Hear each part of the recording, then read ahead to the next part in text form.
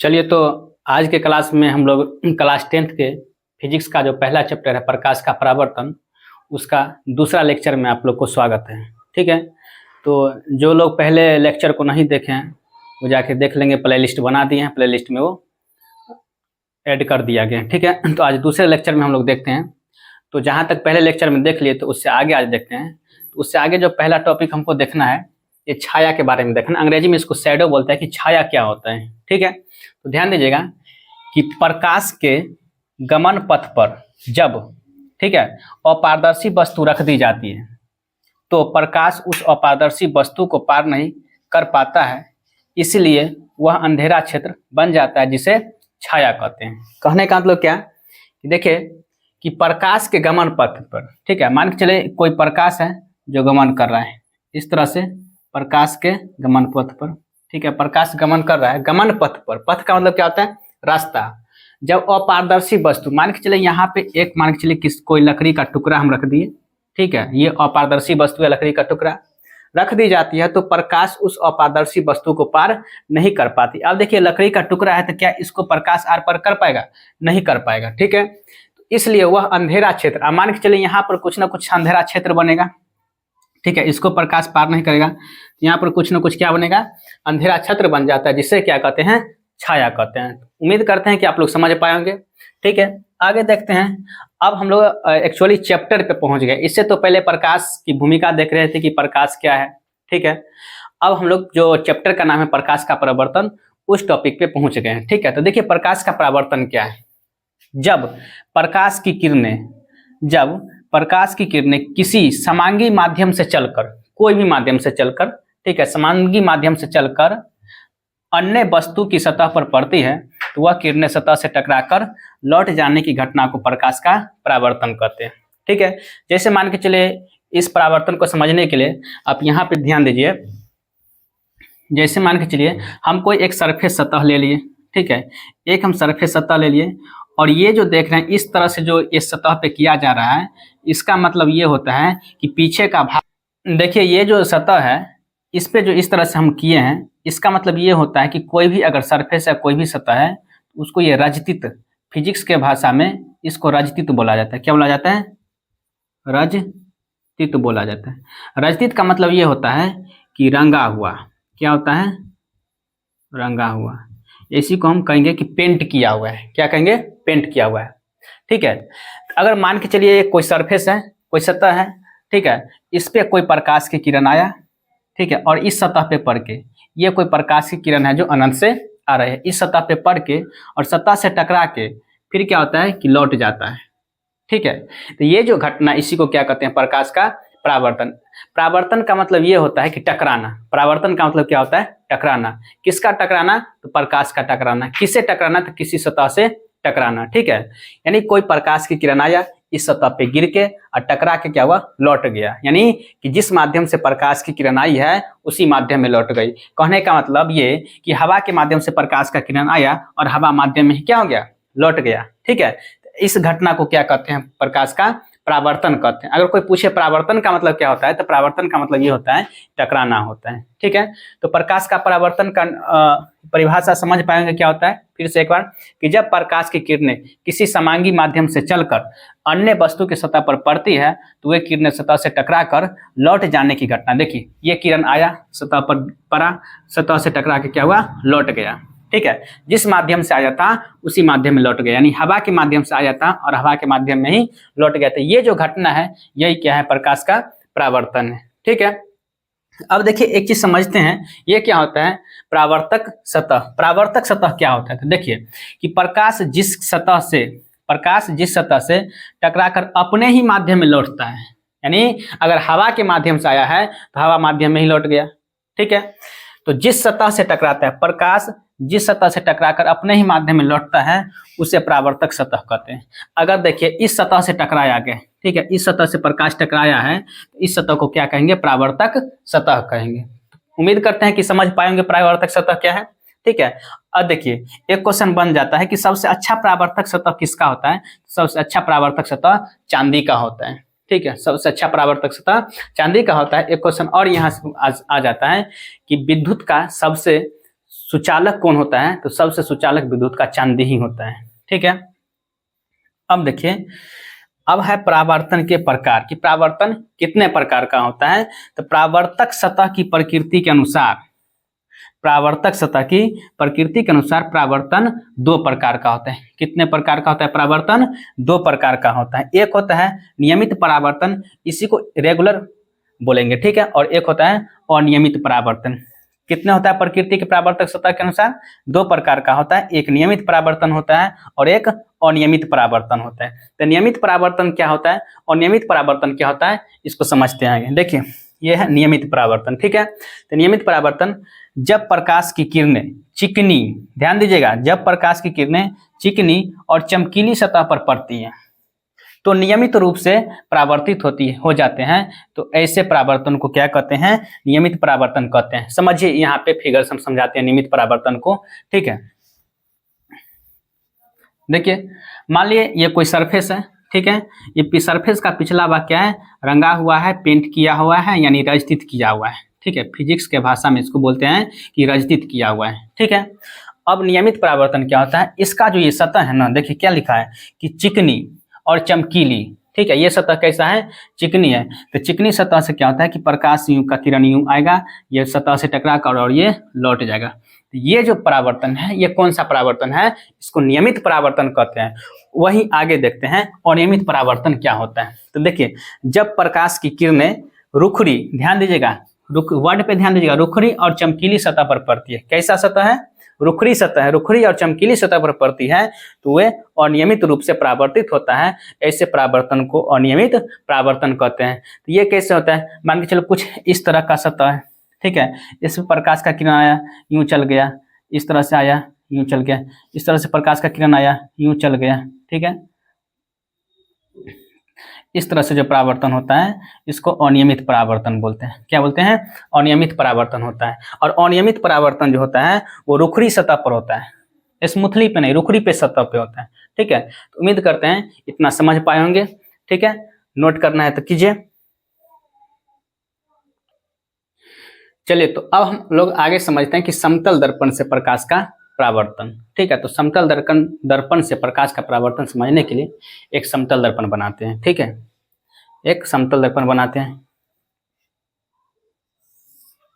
ठीक है, मान लीजिए एक समतल दर्पण है और ये समतल दर्पण का पीछे का जो भाग है, दर्पण किसको कहते हैं जी? वो कांच का बना होता है, लेकिन उसका पीछे का भाग जो है रंजित किया होता है, यानी रंगा हुआ होता है। ठीक है, ये मान लिए कि हम एक समतल दर्पण है।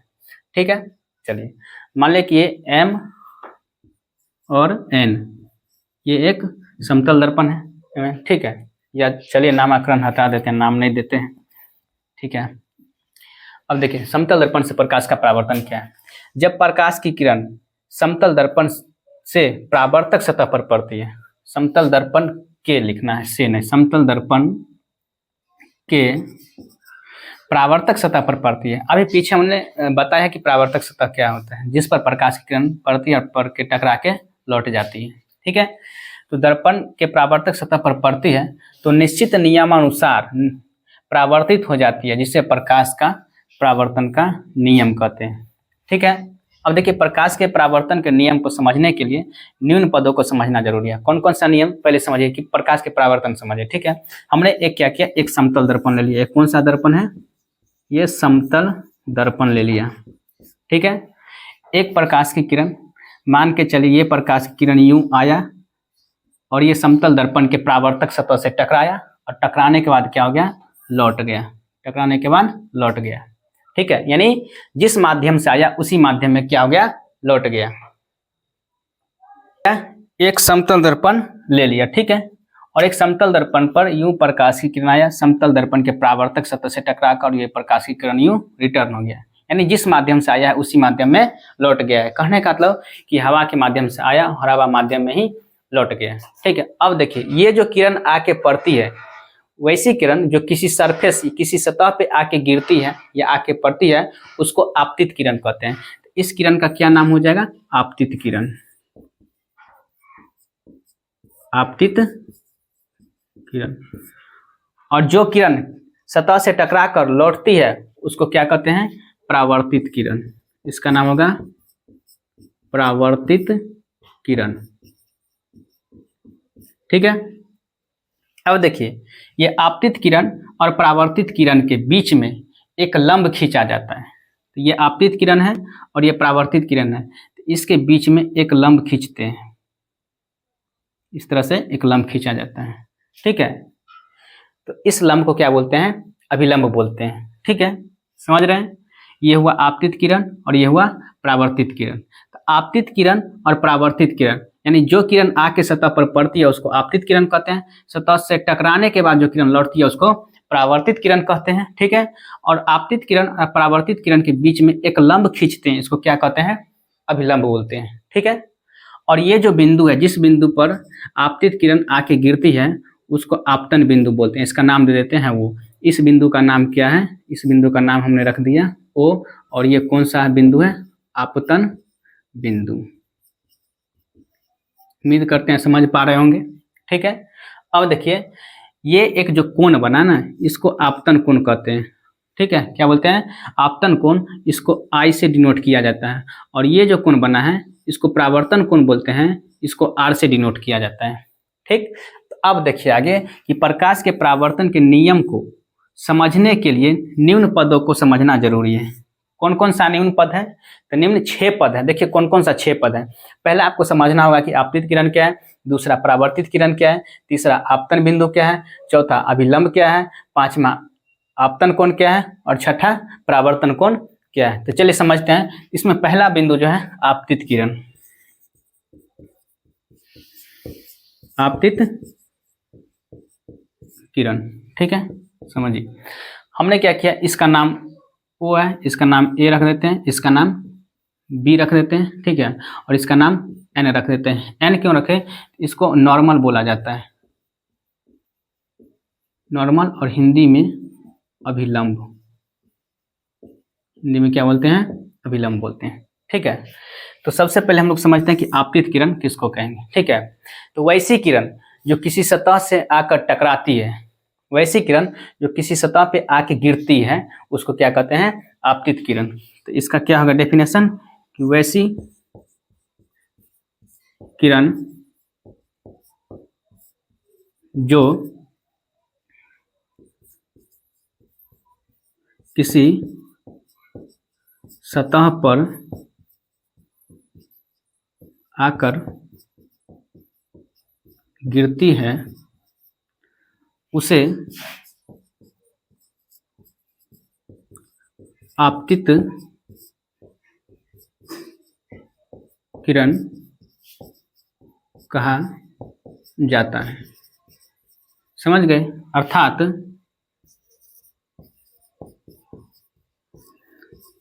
आपतित किरण बराबर, देखिए आपतित किरण का नाम क्या है हम बोल सकते हैं, यहाँ पे ए है और यहाँ पे ओ, तो आपतित किरण ओ ए। आपतित किरण बराबर क्या हो जाएगा? ओ ए। ये कौन सा किरण है? आपतित किरण है। ठीक है, नेक्स्ट दूसरा बिंदु समझते हैं हम लोग। आपतित किरण समझ लिए दूसरा समझते हैं कि परावर्तित किरण किसको कहते हैं। ठीक है, दूसरा समझिए परावर्तित किरण।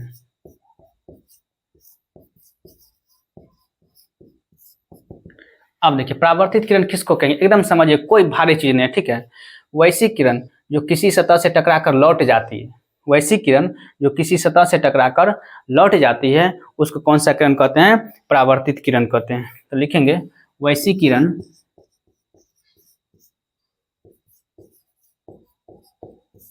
जो किसी सतह से टकराकर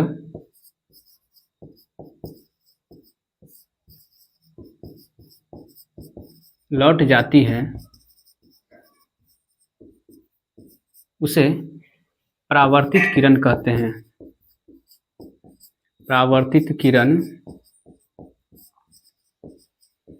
कहते हैं। ठीक है, अर्थात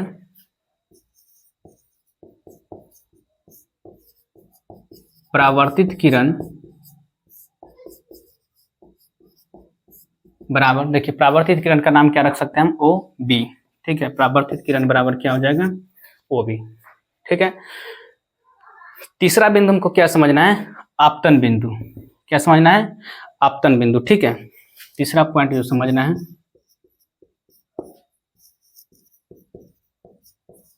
आपतन बिंदु। ठीक है, आपतन बिंदु किसको कहेंगे? वैसा बिंदु जिस पर आपतित किरण आके गिरती है उसको क्या कहेंगे? आपतन बिंदु कहेंगे। ठीक है, तो वैसा बिंदु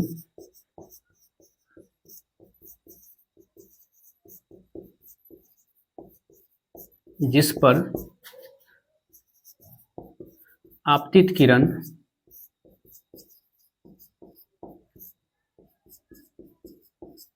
गिरती है उस बिंदु को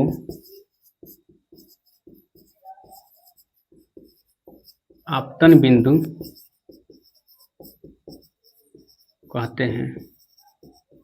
ठीक है, उस किरण को आपतन बिंदु कहते हैं। ठीक है, अब देखिए, अर्थात आपतन बिंदु किसको कहेंगे? ये जो बिंदु है, ये जो ओ देख रहे हैं, आपतित किरण आके गिरती है, ये क्या हो जाएगा? आपतन बिंदु हो जाएगा। हम बोल सकते हैं अर्थात आपतन बिंदु बराबर क्या? ओ। ठीक है, इसको नोट कीजिए। अब ये 3 पॉइंट हो गया, अगला 3 पॉइंट देखते हैं बोर्ड को मिटा के। चलिए, तो चौथा बिंदु क्या समझते हैं? पहला समझ लें कि आपतित किरण क्या है। आपतित किरण किसको कहते हैं? कि वैसा किरण जो किसी सतह पर आकर गिरती है उसको आपतित किरण कहते हैं। दूसरा समझे परावर्तित किरण। परावर्तित किरण किसको कहेंगे? वैसा किरण जो किसी सतह से टकराकर लौट जाती है उसको परावर्तित किरण कहते हैं। तीसरा समझे हैं आपतन बिंदु। आपतन बिंदु किसको कहते हैं? तो वैसा बिंदु जिसपे आपतित किरण आके गिरती है उसको कौन सा बिंदु कहेंगे? आपतन बिंदु कहेंगे। चौथा पॉइंट देखते हैं, एक अभिलंब। क्या देखते हैं? अभिलंब। चौथा पॉइंट है अभिलंब। अभिलंब को अंग्रेजी में क्या बोलते हैं? नॉर्मल बोलते हैं। नॉर्मल बोलते हैं। ठीक है, तो अभिलंब क्या होता है समझिए। देखिए, अभिलंब को कैसे परिभाषित कर सकते हैं? ये है आपतित किरण, ये है परावर्तित किरण। तो आपतित किरण और परावर्तित किरण के बीच में जो लंब खींचा जाता है उसे क्या कहते हैं? अभिलंब कहते हैं। तो क्या लिख सकते हैं? आपतित किरण तथा आपतित किरण और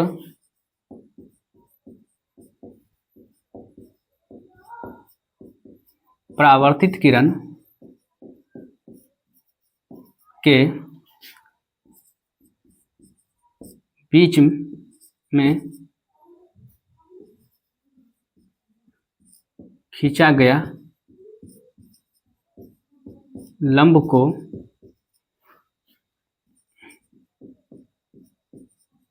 अभिलंब कहा जाता है। ठीक है, समझ पाए होंगे अभिलंब किसको कहते हैं? कि आपतित किरण और परावर्तित किरण के बीच में जो लंब खींचा जाता है इसको अभिलंब कहते हैं। हम बोल सकते हैं अर्थात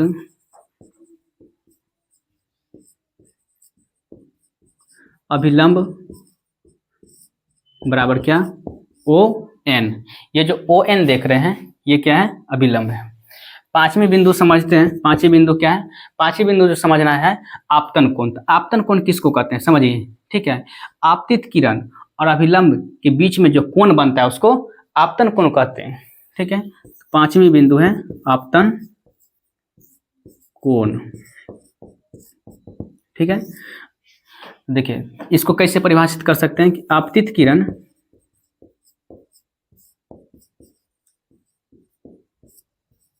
और अभिलंब के बीच में बने कोण को आपतन कोण कहा जाता है। ठीक है, अर्थात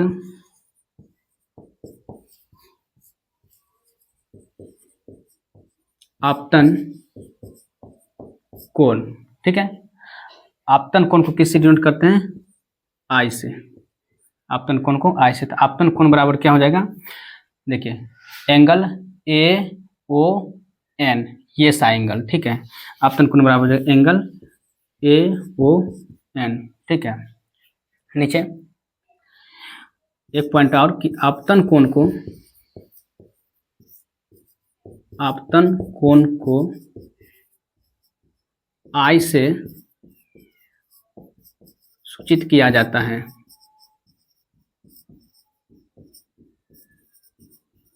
आपतन कोण को किससे सूचित किया जाता है? आई से सूचित किया जाता है। ठीक है, समझ पाए होंगे। अब लास्ट पॉइंट है जो परावर्तन के नियम को समझने के लिए, ये है परावर्तन कोण। कौन सा कोण है? परावर्तन कोण। तो जिस तरह से आपतन कोण को परिभाषित किए हैं उसी तरह से हम लोग परावर्तन कोण को भी परिभाषित करेंगे। देखिए, परावर्तन कोण किसको कहेंगे? परावर्तन कोण ये है, ठीक है, ये है अभिलंब और यह परावर्तित किरण। तो परावर्तित किरण और अभिलंब के बीच में बने कोण को क्या कहेंगे? परावर्तन कोण कहेंगे। और परावर्तन कोण को आर से सूचित करते हैं। ठीक है, तो चलिए देखते हैं परावर्तन कोण।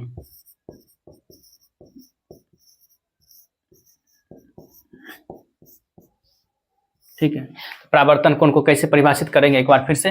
परावर्तित किरण और अभिलंब के बीच में बने कोण को क्या कहते हैं? परावर्तन कोण कहते हैं। तो परावर्तित किरण और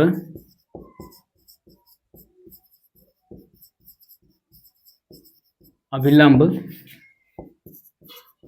के बीच बने कोण को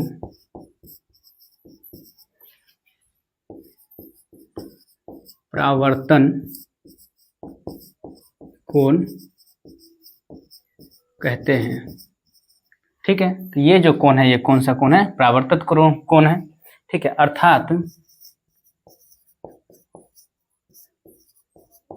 परावर्तन कोण बराबर, परावर्तन कोण को किससे डिनोट करेंगे? आर से। परावर्तन कोण बराबर क्या हो जाएगा? एंगल, ये जो है बी ओ एन, ये सा एंगल। ठीक है, इसको लिख सकते हैं एंगल बी ओ एन, ये है परावर्तन कोण। ठीक है, अब देखिए एक पॉइंट और, परावर्तन कोण को आर से सूचित किया जाता है। ठीक है, तो ये समझ पाए होंगे। हमने प्रकाश के परावर्तन के नियम को समझने के लिए 6 बिंदुओं का व्याख्या करना होता है कि 6 बिंदुओं का व्याख्या किए। पहला बिंदु हम क्या बताए थे कि ये आपतित किरण। आपतित किरण किसको कहते हैं? कि वैसा प्रकाश की किरण जो किसी सतह पर आकर पड़ती है उसको आपतित किरण कहते हैं। दूसरा बिंदु समझे परावर्तित किरण। परावर्तित किरण किसको कहेंगे? तो वैसा किरण जो किसी सतह से टकरा कर लौट जाती है उसको परावर्तित किरण कहते हैं। तीसरा हम लोग समझे आपतन बिंदु, किसको कहेंगे? तो आपतित किरण जिस बिंदु पर आकर गिरती है उसको आपतन बिंदु कहते हैं। चौथा समझे अभिलंब क्या है? तो आपतित किरण और परावर्तित किरण के बीच में एक अभिलंब खींचा जाता है उसको अभिलंब कहते हैं। और पांचवी पॉइंट समझे आपतन कोण क्या होता है, और छठी पॉइंट परावर्तन कोण क्या होता है।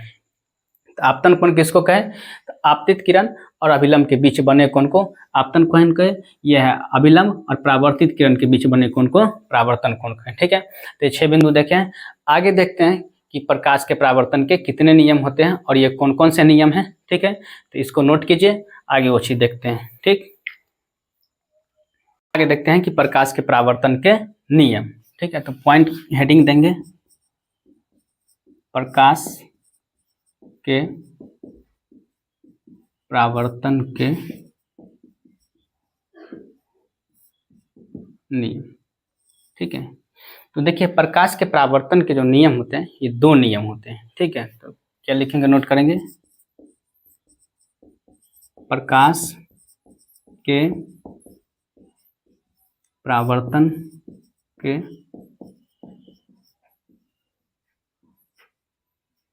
दो नियम हैं। कितने नियम हैं? 2 नियम हैं। प्रकाश के परावर्तन के 2 नियम हैं। ठीक है, देखिए पहला नियम क्या कहते हैं। पहला नियम ये है प्रकाश के परावर्तन का, और ये कई बार एक छोटा सा क्वेश्चन है ऑब्जेक्टिव में पूछ लिया जाता है कि परावर्तन के कितने नियम होते हैं। तो सीधी सी जवाब है परावर्तन के 2 नियम होते हैं।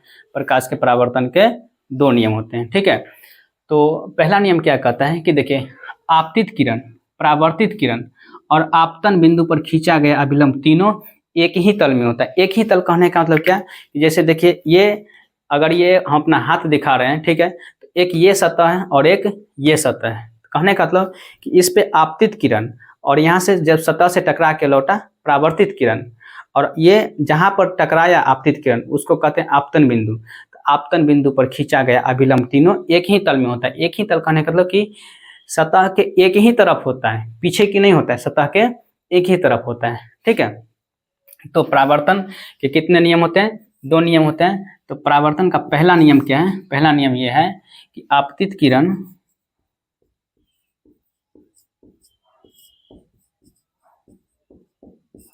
कमा परावर्तित किरण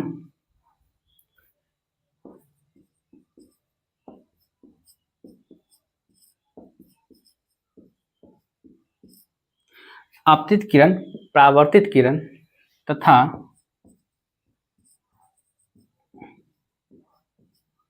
आपतन बिंदु पर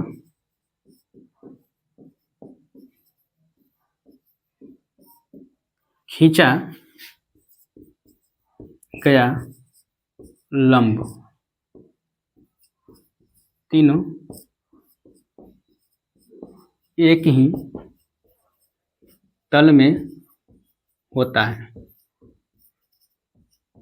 तीनों एक ही तल में होता है, यानी आपतित किरण, परावर्तित किरण तथा आपतन बिंदु पर खींचा गया लंब तीनों एक ही तल में होता है। एक ही तल कहने का मतलब अगर कोई ये सतह है तो इसके एक ही ओर होगा, पीछे की ओर नहीं होगा। ठीक है, और दूसरा नियम, परावर्तन का दूसरा नियम ये बताता है कि ये जो एंगल है, ध्यान दीजिए, इसको क्या बोले हैं? आपतन कोण। इस एंगल का क्या नाम है? आपतन कोण, और इस एंगल का नाम क्या है? परावर्तन कोण। ठीक है, यहाँ पे हम नोट लिख देते हैं, ये जो एंगल है, ठीक है, इसको आपतन कोण कहते हैं। आपतन कोण। और ये जो एंगल है इसको परावर्तन कोण कहते हैं। परावर्तन कोण। आपतन कोण है इसको I से डिनोट करते हैं और परावर्तन कोण को R से डिनोट करते हैं। दूसरा नियम क्या बताता है कि आपतन कोण परावर्तन कोण के बराबर होता है। ठीक है, तो प्रकाश के परावर्तन का दूसरा नियम है कि आपतन कोण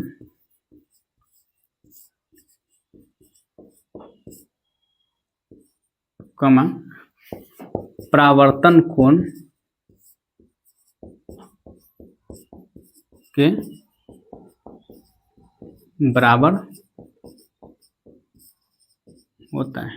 दूसरा नियम क्या है कि आपतन कोण परावर्तन कोण के बराबर होता है, अर्थात इससे पीछे हम आपतन कोण को क्या नाम रखे हैं? आपतन कोण बराबर रखे हैं एंगल ए। देखिए यह है आपतन कोण, angle A O N, angle A O N बराबर एंगल, इसका नाम क्या रखे हैं? Angle B O N. ठीक है, एंगल बी ओ एन। तो ये होता है आपतन कोण परावर्तन कोण के बराबर होता है। तो उम्मीद करते हैं कि आप लोग समझ पाए होंगे कि प्रकाश के परावर्तन को अच्छे से हमने कोशिश किया समझाने का। ठीक है, एक बार फिर से, प्रकाश के परावर्तन के कितने नियम होते हैं? 2 नियम होते हैं। कई बार ये ऑब्जेक्टिव में पूछा गया प्रश्न है। ठीक है, और बहुत हल्का सा प्रश्न है, बार बार पूछ लिया जाता है। तो प्रकाश के परावर्तन के कितने नियम होते हैं? 2 नियम होते हैं। पहला नियम क्या कहता है कि आपतित किरण कमा परावर्तित किरण तथा आपतन बिंदु पर खींचा गया लंब तीनों एक ही तल में होता है। और दूसरा नियम क्या बताता है कि आपतन कोण परावर्तन कोण के बराबर होता है। आपतन कोण परावर्तन कोण के बराबर होता है, कहने का मतलब अगर यहाँ पे 30 डिग्री का एंगल बन रहा है तो ये भी 30 डिग्री का ही एंगल बनेगा। अगर यहाँ पे 60 डिग्री का एंगल बन रहा है तो ये भी 60 डिग्री का ही एंगल बनेगा। ठीक है, तो प्रकाश के परावर्तन के नियम को हमने समझाया। ठीक है, नोट कीजिए।